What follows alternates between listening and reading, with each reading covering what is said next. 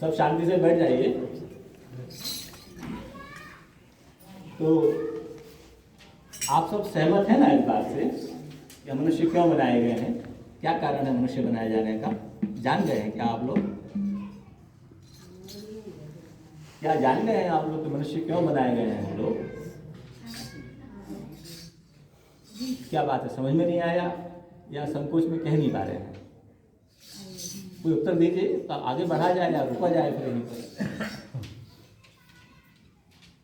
नहीं, बहुत अच्छी बता रहे हैं आप, बिल्कुल स्पष्ट समझ में आ सब चीज आ रहा हूँ। आ गया ना समझ में? बिल्कुल बिल्कुल ठीक है।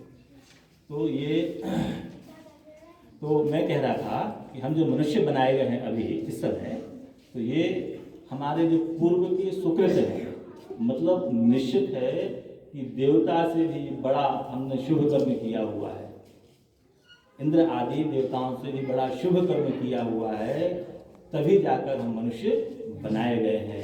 यदि हम मनुष्य बनाए गए हैं और देवता लोग मनुष्य बनाए जाने की कामना करते हैं, प्रार्थना करते हैं कि हे भगवान मुझे मनुष्य बना दिया जाए, मुझे मनुष्य बना दिया जाए, और मनुष्य बनाने के लिए भी प्रार्थना करते हैं, और हम मनुष्य बन चुके हैं। हम क्या बन चुके हैं? मनुष्य। मतलब ये तय हो गया कि हम लोग देवताओं से भी श्रेष्ठ कार्य कर चुके हैं, तभी जाकर हम मनुष्य बनाए गए हैं। अब जान लीजिए कि आप लोग कितने कीमती हैं। कीमती नहीं, महाकीमती, महामूल्यवान हैं आप। यहाँ कोई क्षत्रिय, कोई ब्राह्मण, कोई वैश्य, कोई शूद्र, ऐसी तो बात यहाँ कही ही नहीं जा रही है। मनुष्य मात्र बनने का निवेदन करते हैं देवता, मनुष्य मात्र बनने का निवेदन करते हैं, और निश्चित ही हम सभी बहुत बहुत पुण्यशाली हैं, बहुत बहुत भाग्यशाली हैं कि हम सब मनुष्य बना दिए गए।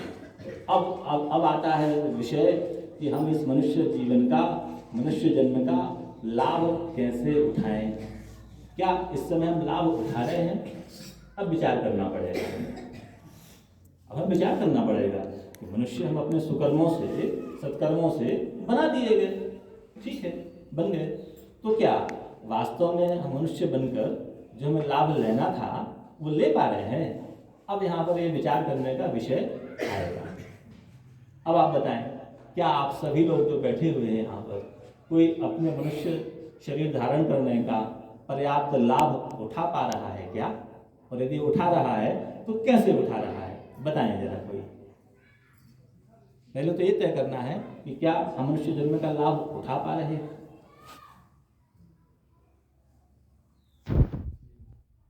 नहीं उठा पा रहे, ठीक है। तो क्या उठाना चाहिए? हाँ, उठाना चाहिए। यदि हमने बहुत सारा प्रयास किया है, बहुत सारी मेहनत की है, 1 लाख रुपए हमने कमा लिया है, 1 लाख रुपए हमारे पॉकेट में अब रखा हुआ है, इसका उपयोग क्या करेंगे? इस पैसे का बहुत मेहनत की, बहुत ईमानदारी से, बहुत परिश्रम से, या बहुत बेईमानी से भी, चोरी से भी, डाका पटक के भी हमने 1 लाख रुपए कमाया, वो अपने पॉकेट में हमने रख लिया। इसका उपयोग कहाँ करेंगे? इसका उपयोग कैसे करेंगे? ये विषय होगा ना जानने का, समझने का। भैया 1 लाख रुपए तो रखा है, और हम चले हैं भापेल से सागर, तो रास्ते में जो रोड मिलती है, तो रोड के किनारे किनारे उड़ाएंगे क्या उसको? ऐसे उड़ाएंगे क्या उस पैसे को? उड़ाएंगे क्या? नहीं। क्या करेंगे? उस पैसे को लेके जाएंगे दुकानदार के पास, भैया दाल दे दो, भैया चावल दे दो, भैया गेहूं दे दो, भैया घी दे दो। या जाएंगे सुनार के पास, भैया सोना दे दो, भैया चांदी दे दो। या फिर जाएंगे जौहरी के पास, भैया हीरा दे दो। जो जैसी आवश्यकता होगी उस तरह का खर्च उस पैसे को किया जाएगा। उसका उपयोग कहाँ होगा? सही बाजार में जाकर, किसी दुकानदार के पास जाकर। ऐसा ही होगा ना कि पैसे यदि रखेंगे पॉकेट में तो उड़ाएंगे हवा में क्या? नदी में बहाएंगे क्या उसको?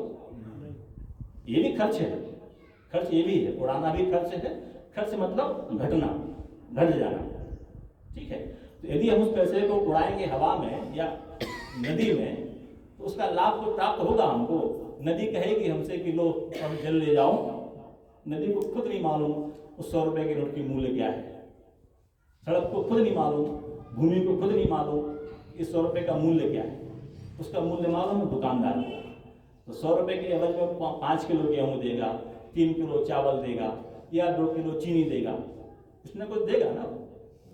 ठीक है, अब ये सुनिश्चित हो गया है कि पैसा होना मात्र ही उपलब्धि नहीं है। पैसे को सुव्यवस्थित खर्च करना बुद्धिमत्ता है और उपलब्धि है। क्या ये स्पष्ट हो गया ना? आप तो कुछ विषय तो नहीं रहा ना? ठीक है, अब हम बात करते हैं मनुष्य जीवन का उपयोग। मनुष्य जीवन क्या है? मेरी कमाई है, मेरी हाड़ तोड़ की कमाई है। ये बहुत सारे शुभ कर्म करने का फल है मनुष्य शरीर, मनुष्य जन्म। याद रखिएगा कि यहाँ पर ना ब्राह्मण है, ना कोई क्षत्रिय है, ना कोई वैश्य है और ना कोई शूद्र है। यहाँ तक कि ना स्त्री है ना पुरुष है। यहाँ तक कि ना कोई बालक है ना कोई वृद्ध है। केवल मानव शरीर, इसमें जीव आ गया है यदि, तो ये हमारे बहुत सारे शुभ कर्म का परिणाम है। मतलब ये बहुत बहुत मूल्यवान है। लाखों रुपए हैं हमारे पॉकेट में। हम लोग क्या कर रहे हैं? हम लोग गली में, चौराहे में, जंगल में, नदी में इसको बहा रहे हैं। बहाओ बहाओ बहाओ बहाओ। हमें इसका सदुपयोग करना नहीं आ रहा है। इसका सही लाभ हम अभी नहीं ले पा रहे हैं। सही दुकानदार तक हम नहीं पहुंच पा रहे हैं। जहां पहुंचकर, जहां ये रुपए लेकर और कुछ उससे हमें बदले में प्राप्त हो, ऐसा कोई हम काम अब तक नहीं कर पा रहे हैं। जैसे कि हमारे शरीर में यदि हमको कुछ शक्तियाँ प्राप्त हुई हैं ना, बोलने की, देखने की, सुनने की, पकड़ने की, छूने की, दौड़ने की, चलने की, सब शक्तियाँ हैं। ये शक्तियाँ हैं ना, ये हम सब काम करते हैं ना इस तरह के। हम बोलते भी हैं, सुनते भी हैं, देखते भी हैं आँखों से, हम कुछ छूते भी हैं। 5 ज्ञानेंद्रिय हैं, 5 कर्मेंद्रिय हैं, सब हमारे पास में है ये। तो क्या इनका हम सदुपयोग कर रहे हैं? यही धन है, यही संपदा है, ये शक्ति है हमारी ना, हमारा सामर्थ्य है ये। तो क्या इनका हम सदुपयोग कर रहे हैं? मुझे लगता है कि इसका सदुपयोग अभी हमारे द्वारा नहीं किया जा रहा है, क्योंकि हम अपने धन का मूल्य हम स्वयं ही नहीं जानते हैं। इसलिए अनावश्यक बातों में, अनावश्यक कार्यों में हम अपना मूल्यवान जीवन, शरीर और इसका सामर्थ्य, इसकी शक्तियाँ हम खर्च किए जा रहे हैं, अनजाने में, अनचाहे में। अब मैं आपको याद करवाता हूँ, हम लोगों में से बहुत सारे लोग बैठ जाते हैं जाके चाय की दुकान पर या गांव के चौक पर, गांव की चौपाल पर, जिस बात से कोई लाभ हानि नहीं होना हमें। हमारा विधायक मंत्री बनेगा कि नहीं बनेगा, इससे हमें कोई लाभ नहीं होगा, ना कोई हानि होगी। बन जाएगा तो कोई लाभ नहीं, नहीं बनेगा तो कोई हानि नहीं। विधायक को चिंता है कि नहीं पता नहीं, हम चिंता में मरे जा रहे हैं, हमारे आप नींद नहीं आ रही, ये मंत्री बने कि नहीं बने यार। ऐसा होता है ना, ऐसा हम करते हैं ना।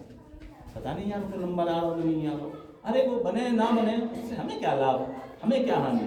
हम लेकिन अपने जो सामर्थ्य है, जो शक्तियाँ हैं बोलने की, सुनने की, देखने की, सोचने की, सब हम उसमें खर्च किए जा रहे हैं। हम बैठे हैं गांव की दुकान में, चाय की दुकान पर, अमेरिका में किसी ने बम पटक दिया, बस सारा दिन उसी में ख़त्म कर दिया हमने। गाजा में युद्ध हो गया, सारा दिन हमने उसमें ख़त्म कर दिया। हम कुछ कह रहे हैं, कोई कुछ कह रहा है, सुन रहे हैं, हम बहस कर रहे हैं, अरे ऐसा नहीं वैसा होगा, वैसा नहीं ऐसा होगा। मतलब हमेशा हमेशा हम ऐसी बातें कर रहे हैं, ऐसे काम कर रहे हैं जिससे हमें ना कोई लाभ होता है, ना कोई हमको उससे हानि होती है। हमने क्या खो दिया इसमें, हमने क्या गंवा दिया? हमने बहुत मूल्यवान मानव शरीर, हमने बहुत मूल्यवान जो क्षण थे, जो जीवन था, जो शक्ति थी, वो हमने इस दौरान गंवा दी, नष्ट कर दी। हमें एक निश्चित आयु मिली है ना, 10 वर्ष, 20 वर्ष, 40 वर्ष, 80 वर्ष, 100 वर्ष, जितनी भी होगी हमारे कर्मों के आधार पर हमें एक आयु दी गई है। जाओ इतने समय के लिए तो मनुष्य बनाए जाते हो, 20 साल के लिए, 50 साल के लिए, 80 साल के लिए, 100 साल के लिए, ज़्यादा पुण्यात्मा हो 125 साल के लिए, फिर एंड खत्म। फिर तुमको 4 लोग ले जाएंगे, जाकर आगे लगा के फूंक के और जला देंगे। तो तुमने इन 100 सालों में या 80 सालों में तुमने किया क्या? जरा विचार करो, जरा याद करो, क्या तुमने सदुपयोग किया है इसका? मुझे लगता है हम लोग सही ज्ञान ना होने की वजह से और सदुपयोग इसका नहीं कर पाते हैं। चलिए, कई बार कृपा होती है, कोई महात्मा, संत, महात्मा, सदग्रंथ हमको मिल जाते हैं और हम उनकी कृपा से जान जाते हैं कि कृष्ण नाम लेने से हमें सदगति प्राप्त होती है, वैकुंठ धाम प्राप्त होता है, इसलिए कृष्ण नाम हमको लेना चाहिए।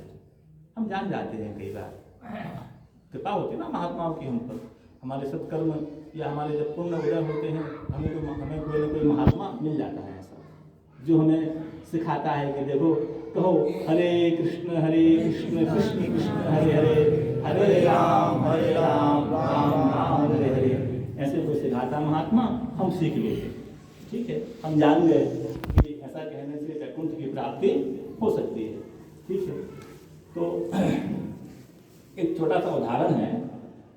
एक बर्तन में पानी डालकर उसमें कुछ दाल, कुछ चावल, कुछ हल्दी, थोड़ा सा कुछ नमक मिलाकर यदि आग पर पकाया जाएगा तो क्या बनेगा? खिचड़ी बन जाती है, खिचड़ी ना। ठीक है, बहुत उत्तम बात है।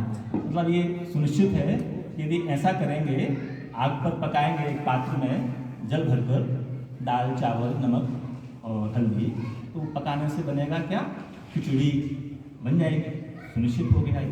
ठीक है, लेकिन वो ये जान ले कि ऐसा करने से खिचड़ी पक जाती है और वो 20 फुट के 3 बांस लाए, 20 फुट ऊंचे, 20 फुट लंबे 3 बांस लाए और ऊपरी सिरे पर एक हांडी टांगे, उसमें डाल दे पानी, चावल, नमक, हल्दी, दाल डाल दे, हांडी के ऊपर, बांस के ऊपर बांध दे हांडी को, और नीचे उसके हांडी के नीचे जला दे दीपक, छोटा सा है। तो क्या वो दाल और खिचड़ी पक जाएगी क्या? नहीं, पक जाना चाहिए, दाल वो पकती तो है। अग्नि से ये सब वस्तुएं मिला के भी मान लो रखा जाए अग्नि के ऊपर, पक जाता है, बनता क्या? खिचड़ी। मंत्र शक्ति से पक सकता है, कोई मंत्र होगा। आप आज की बात कभी नहीं बोलना मेरी कथा के बीच में, ध्यान रखिए, कभी नहीं बोलिएगा ना, सावधान रहिएगा आगे से। तो नहीं पक सकता है ना, सुनिश्चित हो गया। क्यों? क्योंकि ये निश्चित है कि अग्नि के ऊपर यदि एक पात्र में रखा जाएगा और कोई वस्तुएं रखी जाएंगी तो खिचड़ी बन जाती है, लेकिन सही विधि से रखा जाएगा तो पकेगा और खिचड़ी बनेगी। 20 फुट ऊंचे यदि मान लो ऐसा खेल किया जाएगा, ये खेल कर चुका है कोई एक बार, याद है ना? किसने किया था ये खेल? बीरबल ने खेल किया था अकबर बादशाह को सबक सिखाने के लिए, है ना? और वो खिचड़ी नहीं पकी थी, वो नहीं पकी थी ना पक सकती है, ये तय है। आप चाहें तो आप भी करके देख लेंगे, वो नहीं पकेगी। ठीक है, सुनिश्चित है। तो क्या हुआ है यहाँ पर? अविधि से कार्य किया गया है, सविधि से कार्य नहीं किया गया। यही कारण है कि जो विधियाँ जो थी मिलाने की वस्तुएं आदि, अनुपात आदि, वो सब सही था, लेकिन जो आग जलाने का जो व्यवस्था थी, जो विधि थी, वो सही नहीं रही। यही कारण है कि वो जो पकना था पात्र में, वो पका नहीं है। अब हम बात करते हैं आपकी और मेरी, अपनी बात करता हूँ, आपकी नहीं, मैं अपनी बात करता हूँ। हमने सुना, हमने जाना कि भगवान नाम कहने से परम आनंद की प्राप्ति होती है, भगवान नाम कहने से श्री वैकुंठ धाम की प्राप्ति होती है, भगवान नाम कहने से श्री गोलोक धाम की प्राप्ति होती है, संसार के समस्त दुखों से आपको निवृत्ति प्राप्त हो सकती है। सुन लिया, जान लिया। हम कर क्या रहे हैं? हम कर रहे हैं 20 फुट ऊंचे बांस पर एक हांडी टांग रहे हैं, फिर चाहते हैं कि हमारा ये पात्र पक जाए, इसमें इसका जो फल हमको प्राप्त हो जाए। अथवा हम क्या कर रहे हैं? एक आध मिनट, 5-10 मिनट, आधा घंटा, 1 घंटा, वो लोग देख लेंगे जो भजनानंदी हैं, तिलकधारी हैं, कंठीधारी हैं, केवल दिखाने मात्र के लिए जाते हैं। हरे कृष्ण कृष्ण कृष्ण हरे हरे, हरे राम राम राम हरे हरे। 24 घंटा में कुछ देर हमने ऐसा किया, और बाकी जो बचा समय, शेष समय है, वह हमने कुछ ऐसे कामों में खर्च कर दिया जिनकी कोई आवश्यकता थी ही नहीं, जिनसे कोई लाभ हानि हमको होता ही नहीं था। जो परम लाभ का विषय था, जो परम लाभ देने वाला कार्य था, वह हमने केवल दिखावा कर कर और छोड़ दिया। और हम दोष देते हैं बैठकर एकांत में, अरे यार 20 साल हो गए भजन करते, वो अनुभव तो नहीं हुआ, वो आनंद तो नहीं आया, क्योंकि अभी यहाँ पर एक आदमी नहीं जिसने हाथ उठाया हो, जबकि यहाँ पर भजन पिछले कई वर्षों से हो रहा है। श्री विरही जी महाराज की कृपा से यहाँ पर भजन होना शुरू किया गया था।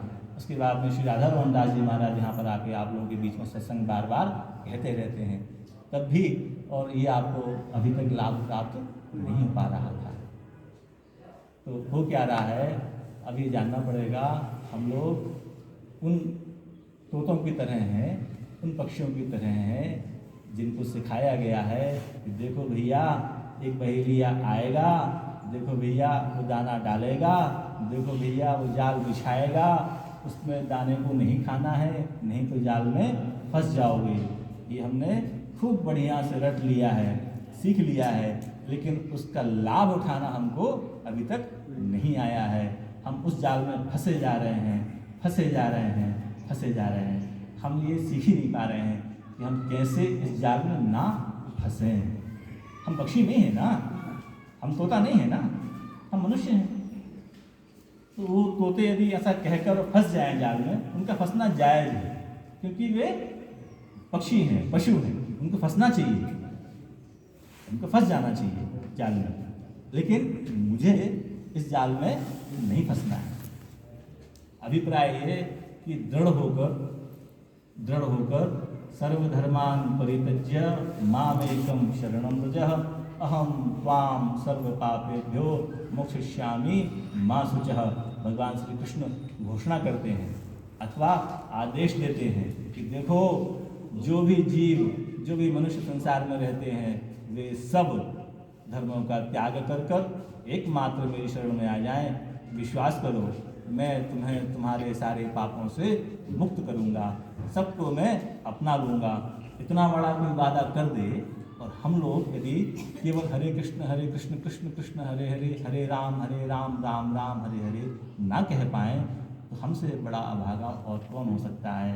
इतना मूल्यवान शरीर पाकर, इतना हम लोगों ने शक्तियाँ पाकर और हम इसका लाभ ना ले पाए, तो हमसे बड़ा अभागा कोई और दूसरा व्यक्ति शायद नहीं हो सकता है। तो सबसे प्रार्थना है, सर्वत्र प्रार्थना है, सबके चरणों में प्रार्थना है, भैया समझ जाओ आप लोग बहुत बहुत मूल्यवान हैं, आप लोगों का जीवन बहुत बहुत मूल्यवान है। इसका लाभ उठाओ, इसका लाभ उठाओ, संसार सागर से पार चले जाओ। आपका सहायक स्वयं श्री ठाकुर है, आपका सहायक स्वयं श्री ठाकुर है। उसने वचन दे रखा है कि जो भी मुझे भजेगा उसको मैं प्राप्त हो जाऊंगा। तो हमें करना क्या है, भजना ही तो है, भजते रहो, भजते रहो। यहाँ मैं जानता हूँ कभी लोगों को कि जो शायद अब नियम पूर्वक जप कर रहे हैं और भजन कर रहे हैं, वे अपने जीवन का लाभ उठाना शुरू कर दिया है। हरिराम बाबा उनमें से शायद एक हैं। हाँ, तो बाबा समझ गए हैं पंडित जी, तो आप ये लाभ उठाइए। हाँ, पंडित जी महाराज हैं और भी जो भी हैं। देखिए ना, हम आए ही केवल इसीलिए हैं, केवल हम अकारण के जो जंजाल में फंस गए हैं, वो तो एक माया का प्रभाव है, फंस गए हैं और हम वो सत्कार्य ना कर कर और अन्य अन्य कार्य करते चले जा रहे हैं। लेकिन हमारा आने का लक्ष्य जो था वह था इन दोनों लोगों से मुक्त हो जाना, स्वर्ग से अथवा नर्क से, और भगवान के धाम को चले जाना। हमारा ये लक्ष्य था, हमारा उद्देश्य था, और हम नहीं जा पा रहे हैं, नहीं पहुंच पा रहे हैं। अकारण ही हमने कोई अवधारणाएँ बना के रखी हुई हैं कि ये कमा लो, ये प्राप्त कर लो, ये प्राप्त कर लो, ऐसे कर लो, वैसे कर लो, और जुटा भी लेंगे मान लो हम लोग सब प्रयास कर कर, तो सब यहीं छोड़ के जाना है। हमारे पूर्वज जो थे सब यहीं छोड़ के चले गए हैं, हमारे आगे आने वाले जो लोग हैं वे भी सब यहीं छोड़ कर चले जाएंगे, अथवा हम भी यहीं सब छोड़ के चले जाएंगे। बेकार अपना समय खर्च कर रहे हैं, अपना जीवन नष्ट कर रहे हैं। सबसे पुनः प्रार्थना करते हैं, इस अवसर का लाभ उठाइए और भगवान नाम का जप कीजिए। जय जय श्री राधे।